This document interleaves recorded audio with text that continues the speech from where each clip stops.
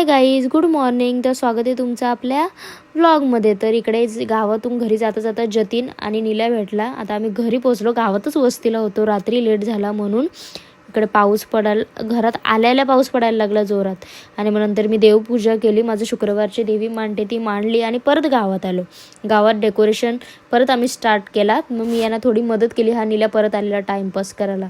मग नंतर मी यांना थोड्या अजून मदत करून दिली, ड्रोन चिटकवून दिले पत्रावळीला. मग नंतर तयारी केली आणि अंकलच्या इथे आलो. अंकलच्या इथे आमची शेलक्यांची एक पिठोरी असते, तिथे आम्ही आलो. आमच्या कुटुंबाची असते, म्हणजे इथे निवेद दाखवला. इथे आमची सगळी गँग बसलेली मुलांची. आणि इकडे निवद ते दाखवत होते, काय बोलतात त्याला माहीत नाही मला, ते चालू होतं.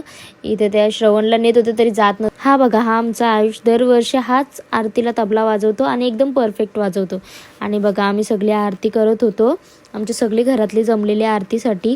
आणि नंतर आम्ही सगळ्या बायकावी जेवण वाढायला घेतला. ही बघा नानी, ही कशी जबरदस्ती श्रवणला पाया पडायला लावते.